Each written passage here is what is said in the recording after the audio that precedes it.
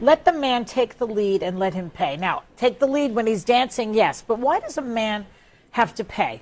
Well, for the first rule is when you pay as a man, I'm going to give, nurture, love, and totally service you downstairs. I'm not going to service you if I have to pay, because then I become the man, okay? And then we're no longer going to have sex because I lost interest. I just closed my legs. See, now, that does not sound right to me. First of all, it's true, though. It's very retro in a way. It's like Mad Men time, you know? And when I first met my guy, I split the bill with him on the date because I didn't want... You went Dutch? Yep. Really? And believe me, the sex was great. So I don't think that it has anything to do with it. Well, a lot of psychology today proves otherwise, but I can understand you. You're a very strong woman, and not everybody's like you. But a lot of women today, even though they're making money in corporate America, they want to be treated like a lady. And they wanted to be, you know, sit back, relax, at the end of the day, turn your brain off, and just, like, have a good time. And if they have to worry about the bills being paid, they become the man, and then the guy becomes their son. What? Really? Yeah, and then they don't have sex with their son. What if the guy needs to de-stress and wants her to pick up the check and take care of him? Well, we have a that 4-to-1 rule. Every 4 times a man takes you out, you give back on the 5th time. So it could be cooking dinner, it could be cleaning his shirts, it could be taking him out as well. You know. You want to win all the gift cards down below? All you gotta do is hit the like, subscribe, turn notifications on, leave a comment down below, and enjoy the video.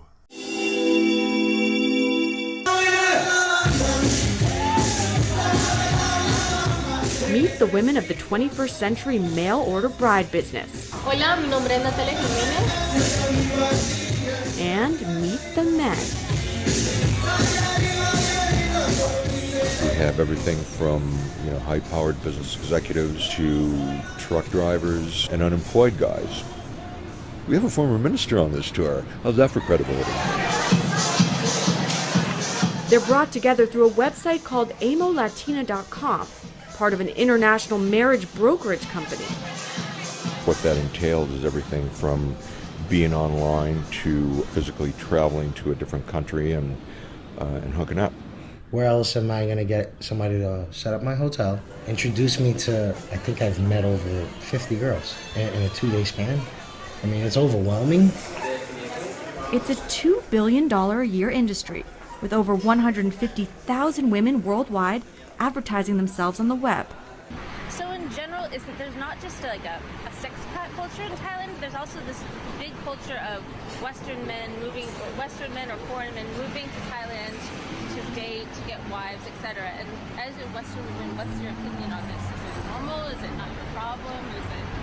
What's it like being a Western woman in Thailand? Well, for me it was that I started noticing actually the differences between the Asian women and the Western women, and I started to like compare both of them, and why would that be that the Western men are going to Thailand to well, what I decided is that it's the women in Western world, they are so pushing for their rights and the manly woman that they forget to be women.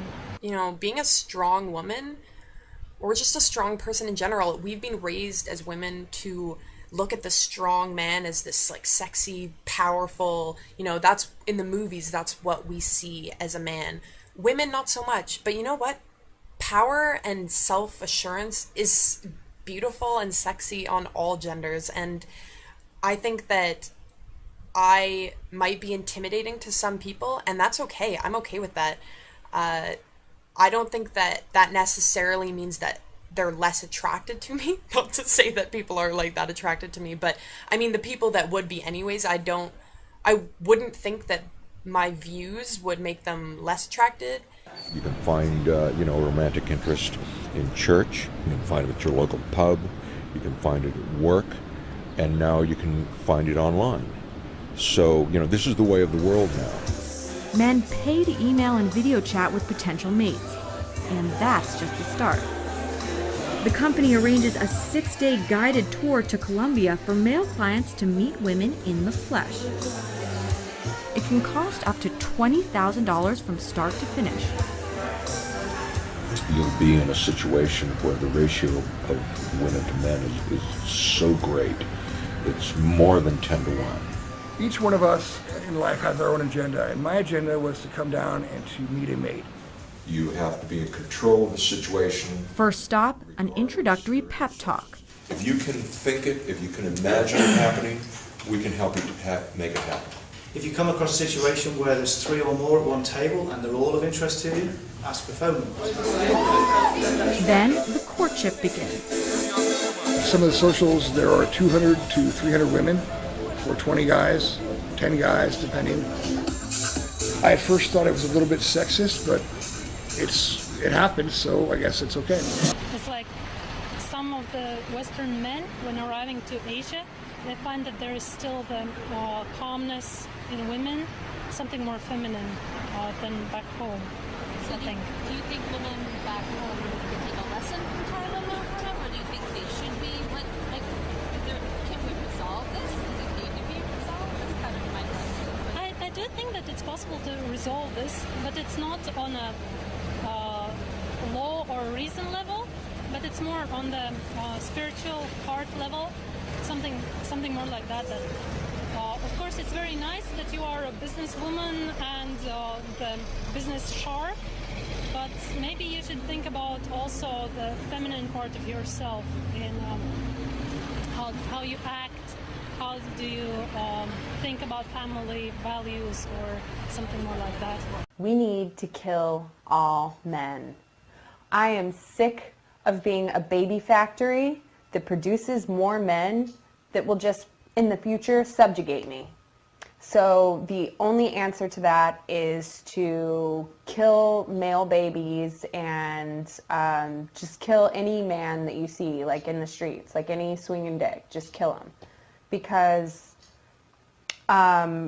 we want the species to go on, but we want it only to go on with women in it. So that's what we have to do. That's the only way to keep the human race going, is with just women.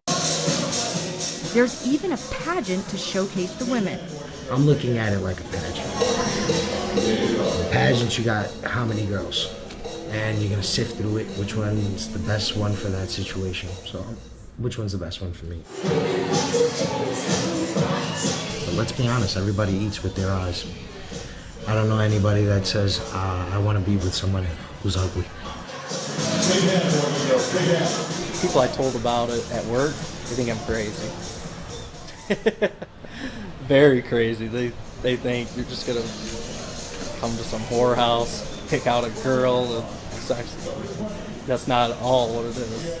I'm kind of looking for a mature, stable woman that knows what she wants, that has the same core values, that wants a family.